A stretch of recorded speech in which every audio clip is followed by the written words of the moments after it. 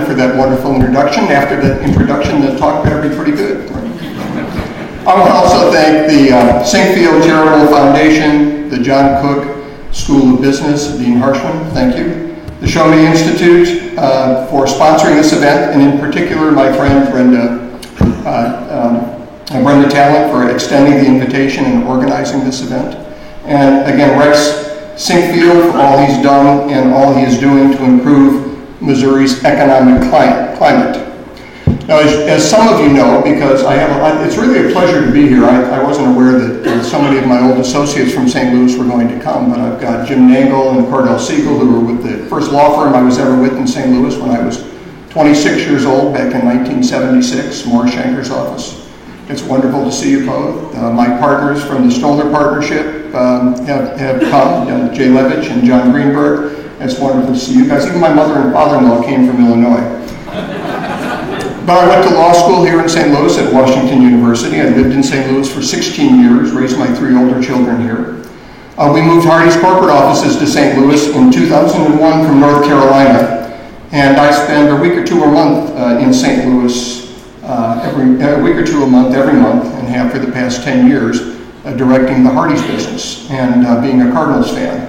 And it's I'm so glad there was no game tonight. As my mother-in-law definitely would not be here if there was a game tonight.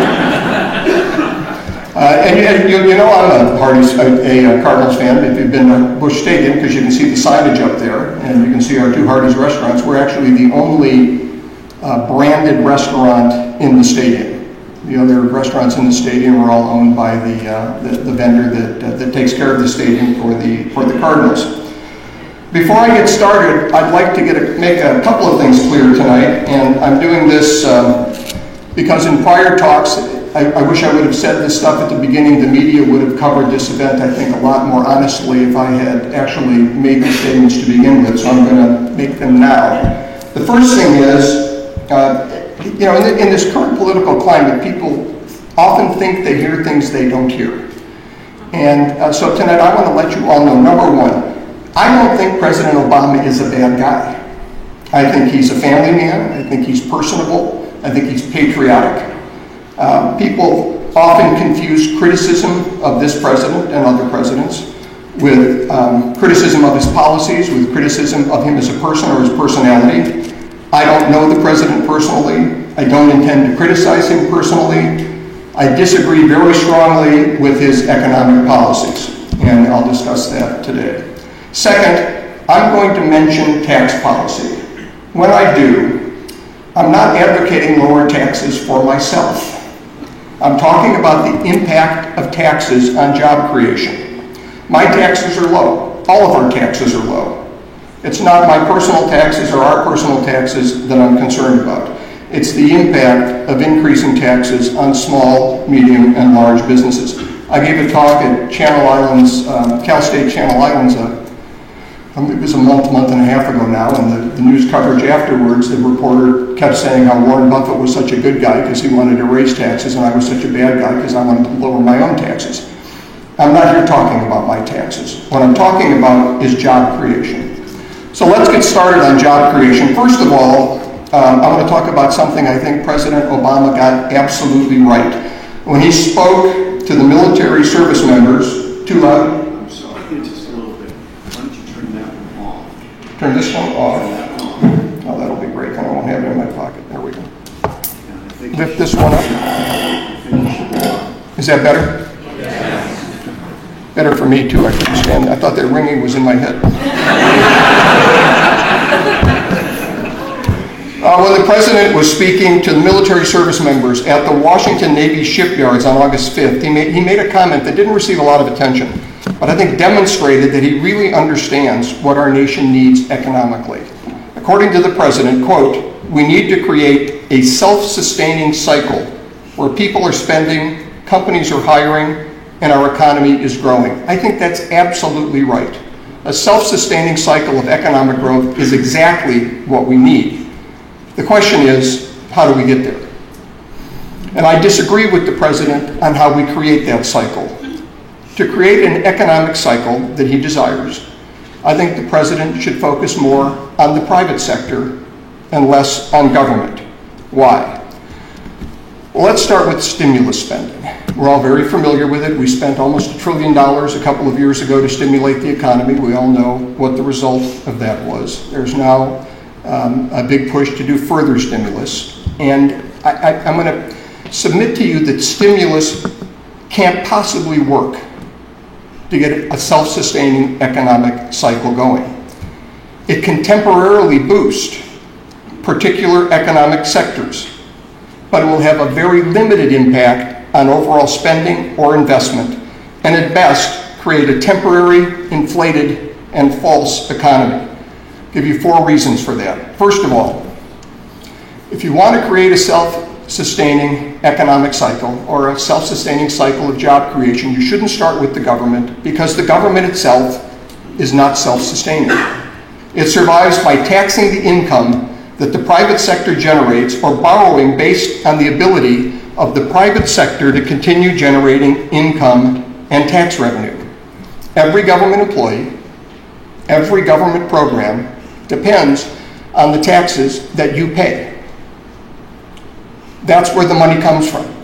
So to sustain a cycle, you would think you had to at least start with something that was self-sustaining, and the government simply is not self-sustaining. Second, spending tax dollars fails to materially increase spending.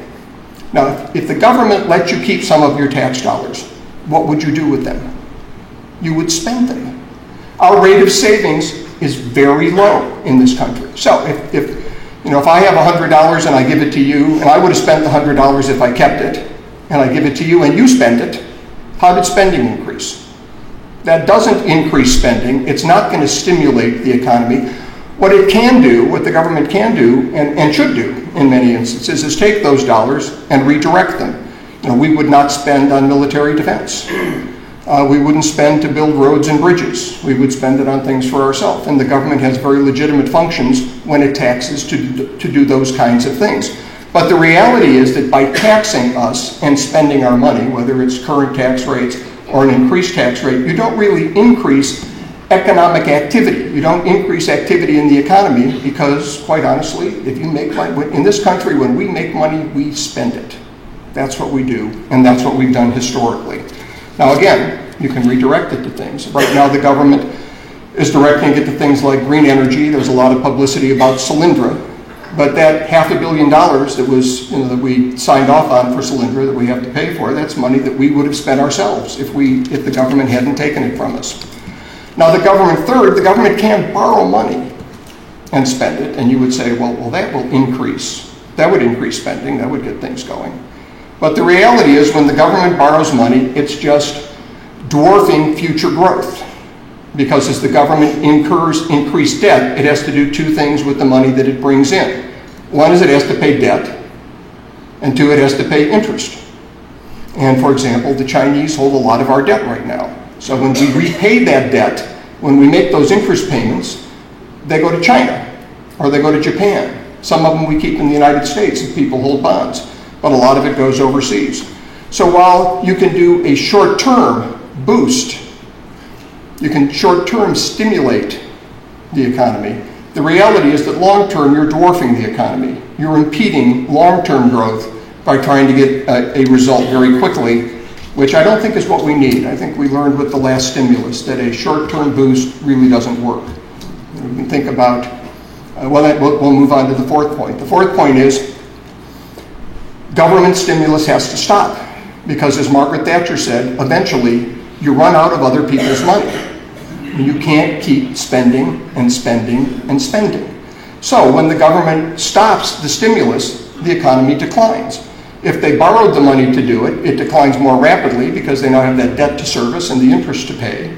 If they took tax dollars to do it, they really could have been spending the tax dollars on something else, or we could have been spending it ourselves. And a good way to think about when they stop the spending is, there are 2 examples. One is George Bush did I remember he did the tax rebate one year. People would get money back in May, June of the year. And in the fast food industry, our sales went way up. Everybody went. We thought we were geniuses. Whatever we were doing, we were brilliant. Sales went up. Next year, we rolled over those checks going out. Our sales went way down. It went way down because people didn't have the money anymore. Well, they couldn't spend it. So now we looked like idiots. We weren't geniuses to begin with. We weren't idiots at the end. It was just a way to move economic activity from one period to another period. Another good example is cash for clunkers. Cash for clunkers went in, we bought all these cars, God knows why, but we bought all these cars. We drove up the price of used cars, and for a few months there, new car sales went way up. Then when we rolled over cash for clunkers next year, what happened to new car sales? They came way down. People had bought cars that they, in advance of when they would otherwise have purchased them. So, economic stimulus really can't work long term. One, because the government isn't self-sustaining, so you can't use the government to create a self-sustaining cycle. Secondly, if they're spending our money, they're just spending money we would have spent in any event. Third, if they borrow money, it just dwarfs and disincentivizes future economic growth. And fourth, you run out of money. So what good does stimulus do? Is there any circumstance under which stimulus could work? Let me tell you that let's start with the idea that an approach that assumes that government can continually tax the private sector and spend the monies that the private sector generates, thereby initiating a cycle of spending and hiring that goes on ad infinitum, is doomed to fail. It's the economic equivalent of perpetual motion. And as you know, perpetual motion just doesn't work. If this economic theory of perpetual motion actually functioned, the former Soviet Union would still be around today, and it would be the world's economic powerhouse. This is what they tried. Government stimulates everything, and we'll just keep going and going and going. It just doesn't work. Can it ever work? Well, you could have an argument for stimulus if the business community wasn't investing, consumers weren't spending, but the regulatory environment was favorable, businesses had money to invest, people were somehow feeling a little concerned about spending money. You might be able to ignite some spending if you did that. Would it work in the current environment? Well, right now, as some of you may know, we have a very unfriendly business environment, which would negate any potential positive impact from any kind of stimulus spending by the government. Absent a business-friendly environment that encourages growth, stimulus spending is like planting seeds in a barren field as opposed to planting seeds in a fertile field. If you plant seeds in a barren field, there's nothing to make them grow. Right now, in the business world, we're faced with a barren field, not a fertile field. What do I mean by that? Well, American businesses are sitting on $2 trillion. And that's not the $1 trillion that's overseas that my friend Muhtar Kent, who's the CEO of Coca-Cola, was talking about the other day. He actually said that it was easier now to do business in China than it was in the United States. And by the way, I can confirm, at least China compared to California, I can tell you for sure. Because I've opened now 5 restaurants in Shanghai, and it was easier than opening them in Los Angeles. But leaving that aside for a moment, American companies are sitting on domestically $2 trillion. Why? Well, private sector businesses grow by reinvesting their profits. Our company makes a profit. We didn't always, but we do now. And what we do with that profit at the end of the year is we pay down our debt. We now have some debt outstanding as we went public. We reinvest in our infrastructure. We remodel restaurants. If you've been to a Hardee's recently, you may have noticed that it's been remodeled. That was done with our profits. We add new IT systems. We make the kind of capital spending that businesses have to make to survive. The other thing we do is we build new restaurants. When we build new restaurants, we create jobs. That's how we create jobs. And we don't just create jobs, the 25 jobs in a new restaurant. We create jobs for the farmers that grow the seeds and the ranchers that herd the cattle and the people that process those products and the people that deliver them to our restaurants. We create jobs for actors and actresses. Paris Hilton is one of the famous actresses we created a job for. And actually, that's what I was on. That's what I was on Bill O'Reilly about. It wasn't on business stuff. First he got after me at the Paris ad, and then it was some other. Anyway, he's a good guy, but. So we create jobs for actors and actresses, producers, gophers, receptionists at newspapers, newspaper people. We buy coupons that we put in the papers. We take out advertisements. We create jobs for construction workers who build the restaurants. We create jobs for a vast array of people. In fact, my economist friend who helped me author this book says that we create 3.5 jobs outside the restaurant for every job we create inside the restaurant. And all of that growth comes from our profits. And the only thing you can spend are after-tax profits. So why would people be sitting on $2 trillion in after-tax profits? We're not doing that. We're continuing to grow, but others are sitting on those. First of all, taxes. The threat of increasing taxes. If every time the president stands up, he says to small and middle-sized businesses, I'm going to increase your taxes. We need to tax millionaires and billionaires, which are individuals that earn over more than $200,000 a year and couples that own over $250,000 a year. Every time he says that he's going to raise taxes, it discourages people from investing, because you're talking about what you can invest to grow and what you can invest to create jobs and what you can invest to get this economic cycle that the president would like to see going, is you invest your profits. Profits aren't a pot of gold that we have in our office. And when the president says we're going to raise taxes or we're going to have health care, well, I said, well, I'll just go to the corporate pot of gold. I'll take some gold out and we'll pay that and everything will be fine. There's no corporate pot of gold. Profits are how American businesses grow. Well, somebody asked me on the radio this morning, I did an interview with one of the local stations, and he said, well, who's talking about raising taxes on business? Well, the president's talking about raising taxes on business.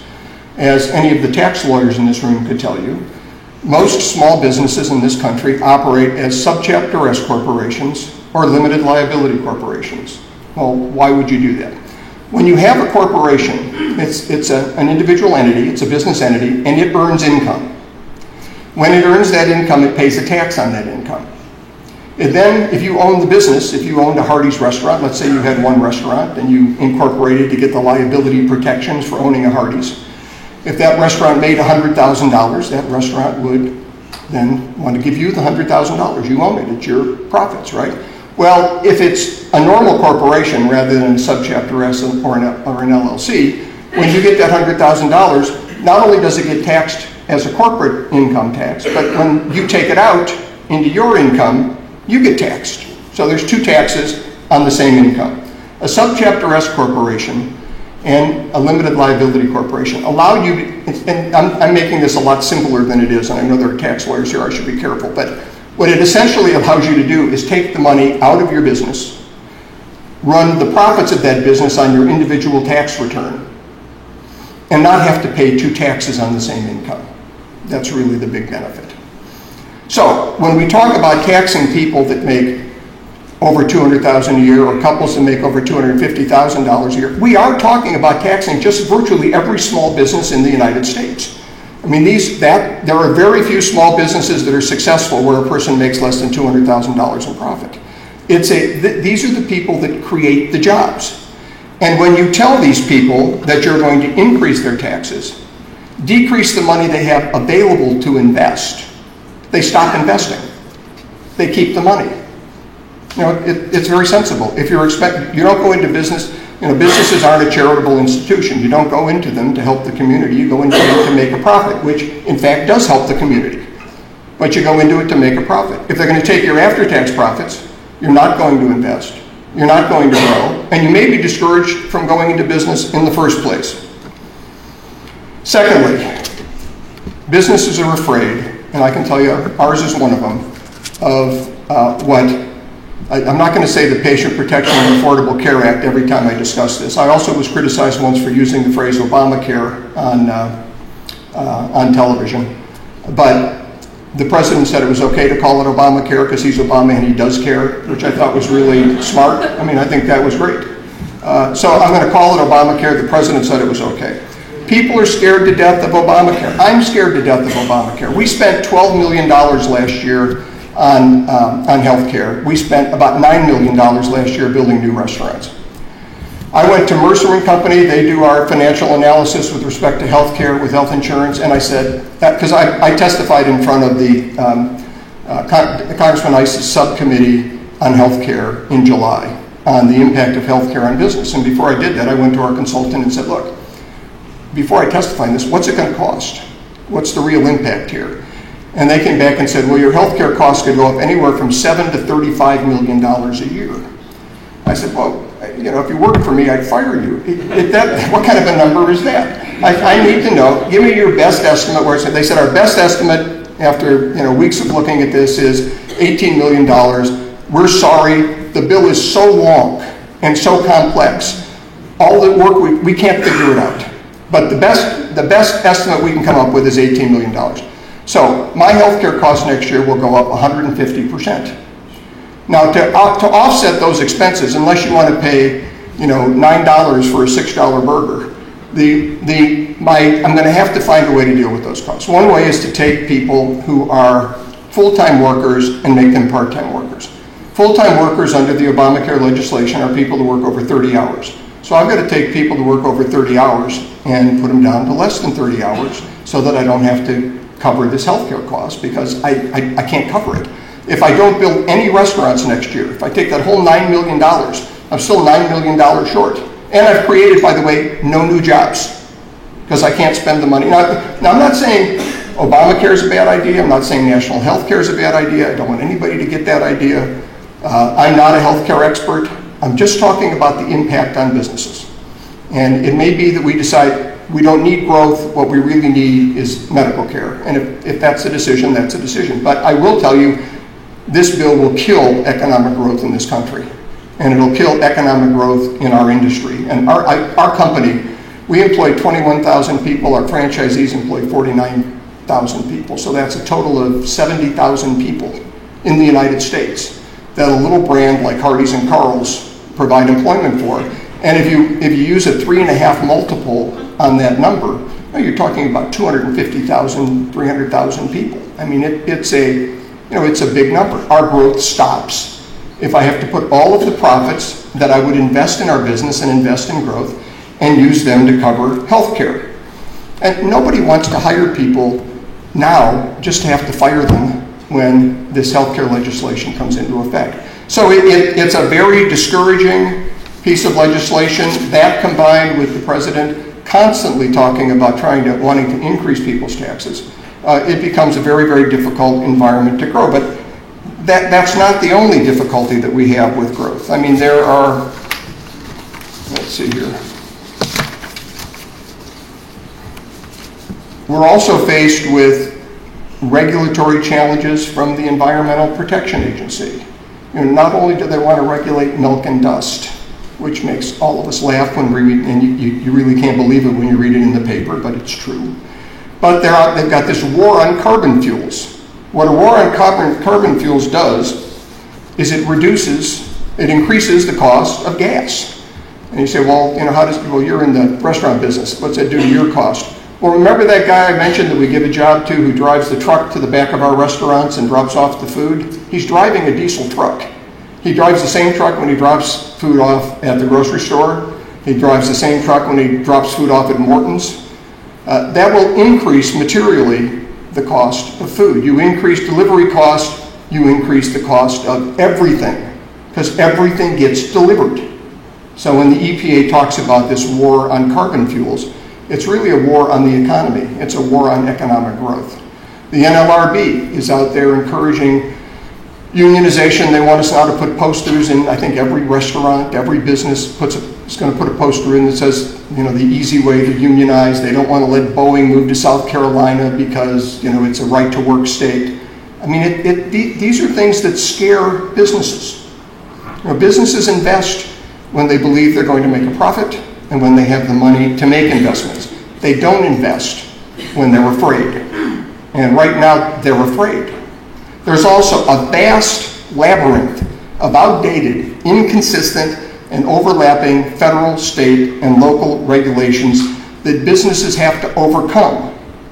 All of them discourage growth in the business community. Mitt Romney came out with a jobs plan for economic growth a few weeks ago. I wrote an op-ed piece for him in there about the need to reduce regulations. It's something that a lot of people understand. The president has issued an executive order saying that we need to reduce regulations.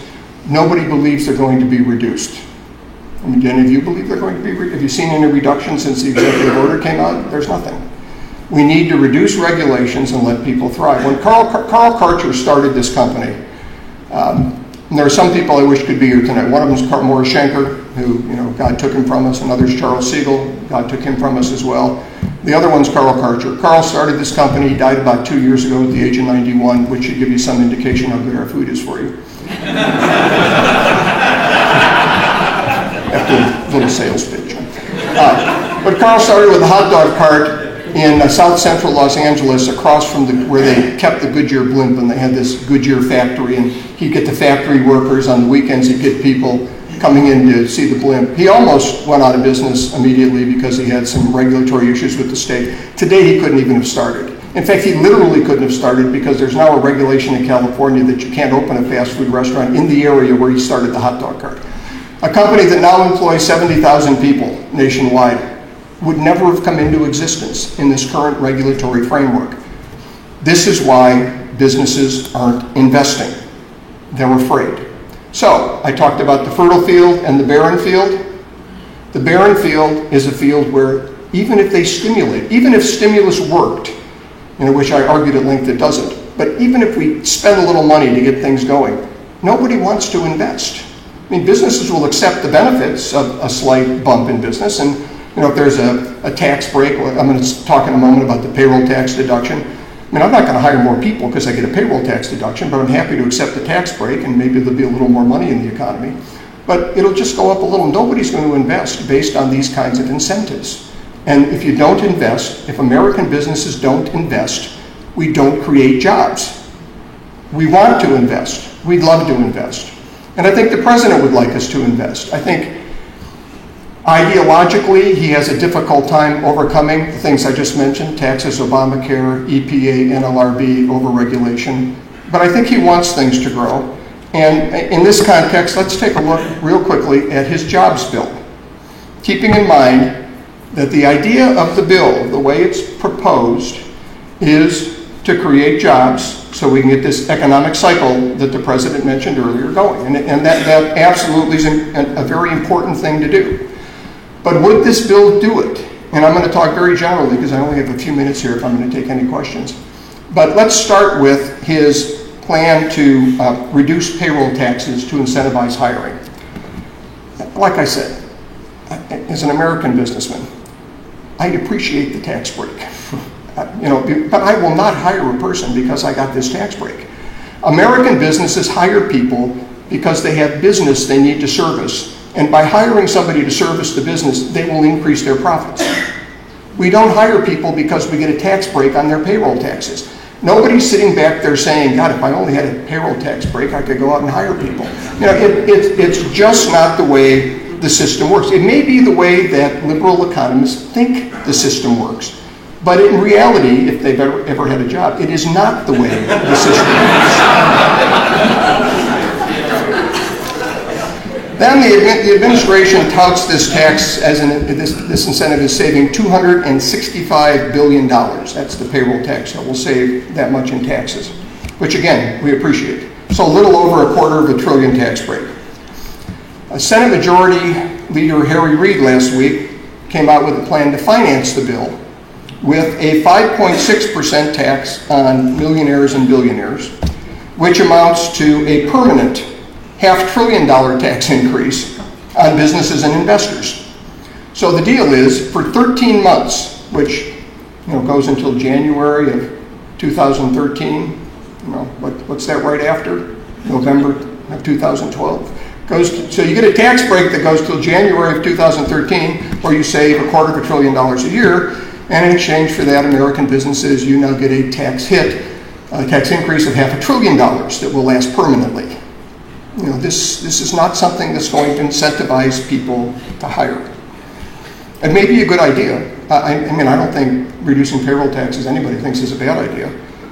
But if we're talking about initiating a cycle, an economic cycle of growth, not a boost, not economy's like a sawtooth that goes up and down. We're not talking about a boost. We want to get that cycle going with hiring, spending, economic growth. That's not going to do it. Second, there's a provision in the bill for hiring veterans or hiring long-term unemployed, you get a tax benefit for doing that. I have to say, I support that. I think that's absolutely worthwhile doing. Our company and our franchisees are very supportive of veterans in particular. With our franchisees and our patrons and our company, we raised over $1 trillion for USA Cares and Homes for Troops this last year. We just gave out the checks in the last couple of months.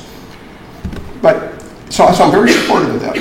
But how do I create a job because I hired a veteran for a job that I would have hired somebody else for? It just means I hire a different person.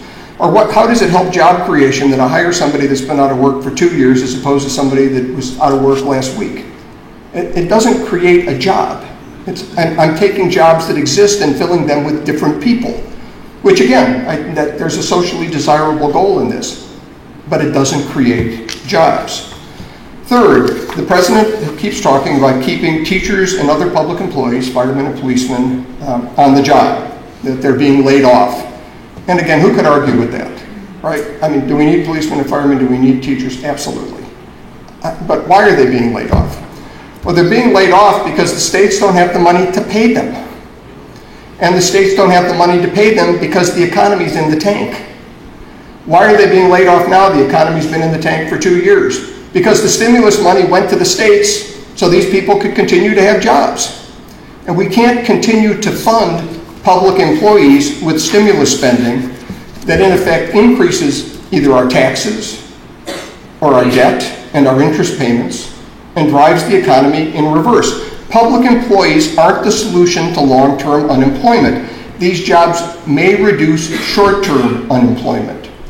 And if we implement this for a year, I think they will reduce unemployment in those segments for, coincidentally, about a year. These jobs are short-term. This is a short-term fix to a long-term problem. There's no debate that we need teachers, firemen, and policemen. I'm not saying that we don't. I'd hate to read an article now that said I came out against firemen and policemen. I think they're wonderful. I live in California. We worship firemen. But if you can't pay them, if you can't pay the salaries and the benefits, then you have to cut back. And you can't continue to hit taxpayers and private sector up for monies and expect them to grow. Public employees aren't the solution to long-term unemployment. They're the bill that private sector taxpayers have to pay. I mean, this is what they use our tax dollars for. So if we generate more tax dollars, we can hire more policemen, more firemen, and more teachers. And we can give them more benefits. I don't want to get into a long discussion on public employee benefits, but there was a time when I was young where you became a public employee because you got a solid job and you didn't get paid a lot, and then you got benefits when you retired, and now they get great, they get paid a lot during the job and they get paid a lot after the job, and states just can't afford that. But public employees aren't paid by the revenues they generate, as the taxes they pay are less than their salaries and benefits. It's the private sector that generates those tax revenues to pay public employees. And without private sector jobs, there are no funds to pay public employees or to fund public works projects. We need private sector jobs if we're going to have a self-sustaining economy. Fourth, investing in infrastructure is another thing that, who doesn't need roads and bridges? God, we need roads and bridges. I'm not saying we don't need roads and bridges, but building roads and bridges creates short-term jobs. I mean, think about this. It's not going to generate a self-sustaining economic cycle. Why do you need roads and bridges? Because people have cars and jobs they need to get to. It's the jobs that create the need for the roads and bridges. It's not the roads and bridges that create the need for the jobs. So you can't say, I'm going to build a bunch of roads, I'm going to build a bunch of bridges, and this is going to have a long-term economic cycle impact, because you're really kind of doing this economic policy, the whole approach, I think, to this jobs bill, and this is where I disagree with the president on policy. Much of what he's proposing simply turns economic reality on its head. We should start with the proposition that the private sector creates jobs that generate tax revenues that make government possible. Much of what's in the jobs bill assumes that government spending the tax dollars that the private sector generates is what drives economic growth and creates jobs, which is just the opposite of reality. In other words, it assumes that private sector job creation is dependent on the government spending the tax dollars that the private sector generates. And that just can't make sense. Now, you do hear a lot of talk about economists said this will create 2 million jobs. Well, economists said the last stimulus was going to take us to 8% unemployment, create 2 million jobs. I used to be a trial lawyer, as some of my former trial lawyer associates in the room here know. And I can tell you, when you try a lawsuit, if you want an expert witness to say something, you can find one that will say it. For the right price, you can get testimony on any damn thing you want. I guarantee you, for the right price, I could find a professor at this school who would come in here and testify that we're not all in this room. What I'd like to see when the president or Democrats or Republicans advocate for a particular economic policy to create jobs is not to stand up and say, 13 economists, or a list of 100 economists, or 6 economists, or this economist, or that economist said this will work. I'd like to hear why it works.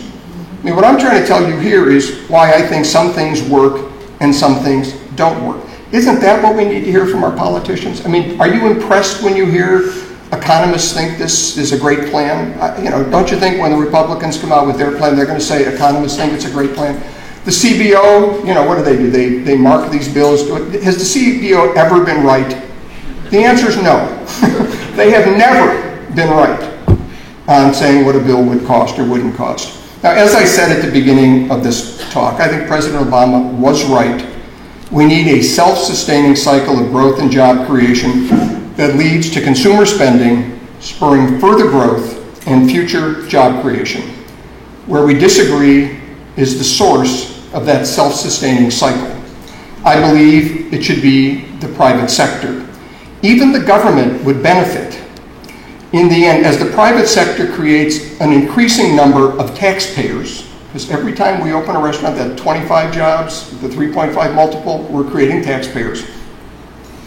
As business improves, they get higher incomes, which produces more tax revenue without the need for higher taxes. Government stimulus spending alone cannot create a self-sustaining economic growth. It's just the wrong direction. It's the wrong attitude. It's the wrong way to look at what made this country great. In the end, the private sector has to create jobs. At some point, we must allow the American free enterprise system to do what it does best: generate growth and create self-sustaining jobs that enable consumer spending, all of which leads inexorably to prosperity. As an American businessman, my message is simple: to create jobs and broad-based economic prosperity, American businesses don't need to be stimulated. They don't need to be subsidized. They need to be left alone. Thank you very much.